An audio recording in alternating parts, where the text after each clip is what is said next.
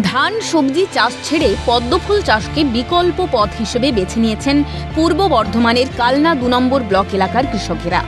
বেশ কয়েক বছর ধরে পদ্মফুল চাষ করে অনেকখানি লাভবান হন কৃষকেরা, কিন্তু চলতি বছরে আবহাওয়ার খামখেয়ালিপনার কারণে অনেকটাই সমস্যার মুখে পড়তে হচ্ছে পদ্ম চাষিদের। জানা গিয়েছে, কালনা ২ নম্বর ব্লকের বৈদ্যপুর, তালা, ভুরকুন্ডা সহ বিস্তীর্ণ এলাকায় অনেক কৃষকই পুকুর লিজ নিয়ে পদ্ম চাষ করেন। এবছরও সেই মতো পদ্ম চাষ করেন কৃষকেরা, কিন্তু নিম্নচাপের কারণে সঠিক সময়ে বৃষ্টি হচ্ছে না। ফুল ধরার সময় বৃষ্টির কারণে নষ্ট হয়ে যাচ্ছে কুঁড়ি, আর কুঁড়ি আসছে না বলেই জানান পদ্মফুল চাষি শ্রীকান্ত মেটে। এবছর সমস্যা বলতে গত বছর থেকে সমস্যাটা একইভাবে আসছে। নিম্নচাপের জন্য সময়ে জল হচ্ছে না, যে সময় পদ্ম হওয়ার সময় সে সময় জল হচ্ছে পুকুরে দিয়ে পদ্ম হচ্ছে না। যখনই যা পদ্ম ধরার মতো হচ্ছে নিম্নচাপ হচ্ছে, তাতে করে ফুলের কুঁড়ি নষ্ট হয়ে যাচ্ছে। এখন পাইকারি বাজারের দাম 25 থেকে 30 টাকা, বাধ্য হয়ে কম দামে অর্ডার নিতে হচ্ছে। গত বছর এক একটি ফুলের দাম 100 টাকার বেশি হয়েছে। চলতি বছরে মহালয়ার পরই যদি ফুলের দাম 25 থেকে 30 টাকা হয়, তাহলে পরে দাম আরও বাড়বে বলে জানান কৃষক।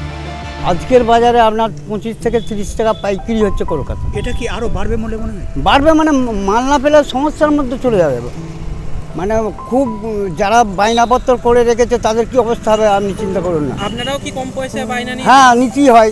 আমাদের এখানেও তো পুকুর মালিককে কিছু কিছু দিতে হয় অ্যাডভান্স, তারপরে ধরুন দোকান আছে, লোকজনের আছে, মাল আছে, সবই অ্যাডভান্স নিতে হয় বলছি। যার ব্যাপারটা হচ্ছে সেটা তো বলা একটু মুশকিল আছে, তবু আমি বলছি গত বছর 100 টাকা, 115 টাকা, 96 টাকা এরকম মার্কেট হয়েছে। তাতে করে যদি 25 টাকা 26 টাকা পাইকারি যায়, তাহলে মহালয়ার পর কত বাজার হবে আপনি? মানে 50-এর ঊর্ধ্বে চলে যাবে। তা আমাদের এখান থেকেই 50 করে নিতে হবে তাদের মতো। কখনটা কি আমরা ধরুন লাস্টের দিকটা স্টোরে রাখি না, আমরা যেগুলো ধরি অর্ডার টাটকা মালে। আমরা জানি 4 দিন 5 দিন পুজো আছে, তখন থেকে তুলে স্টোরে রাখলাম, কিন্তু বাকি দিন তো মাল আমরা অত কী করব, আমাদের কাছে তো পাইকারি ধরতেই হয়। প্রায় 17 থেকে 18 বিঘা জমিতে ফুল চাষ করেও সব গেছে বিফলে। বৃষ্টির কারণে কোনো পুকুরেই সেরকম ফুল ফোটেনি। অতিরিক্ত বর্ষার কারণে ক্ষতি হয়েছে পদ্ম চাষে। পুজোয় ফুলের দাম 90 থেকে 100 টাকা ছোঁবে বলে জানান পদ্মফুল চাষি বিশ্বনাথ বিশ্বাস। আমার মোটামুটি সব মিলে 17-18 বিঘে চাষ আছে। কোনো পুকুরেই সেরকম ফলন হয়? কোনো পুকুরেই সেরকমভাবে কুড়ি নেই এবং পদ্ম সেভাবে হচ্ছেও না। ওয়েদার বলতে অতিরিক্ত বর্ষাটা নাবি বর্ষা এসে, তার জন্যে ওয়েদারে মার হচ্ছে। বর্তমান কলকাতার বাজার এখন মোটামুটি 25-30। এবছর ধরুন পদ্ম যদি না হয় 80-100 টাকা তো বাজার হয়ে যেতে পারে এক পিস। এখন ভাবছি যে কীভাবে এই সমস্যাটা মিটবে। চাপ মানে তারা তো ওই অষ্টমীর দিন আসবে, সকালবেলা সব মাল নেবে। আমরা সেভাবে ফুল এখনও স্টোর করতে পারিনি, স্টক যেটাকে বলা হয়, যে স্টকটা করতে পারিনি। কৃষকদের মতো একই সঙ্গে ব্যবসায়ীরা সমস্যার মধ্যে পড়েছেন। মহাষ্টমীর সন্ধি পুজোয় 108টি পদ্মের কথা ভেবে ইতিমধ্যেই কম দামে অর্ডার করেন তারা, ফলে পদ্ম কিনতে গিয়ে তাদেরও পড়েছে মাথায় হাত। এ বিষয়ে কালনা মহকুমার কৃষি উন্নয়ন আধিকারিক পার্থ ঘোষ জানান, আবহাওয়াজনিত সমস্যার কারণে চাষিদের এই সমস্যা হয়েছে।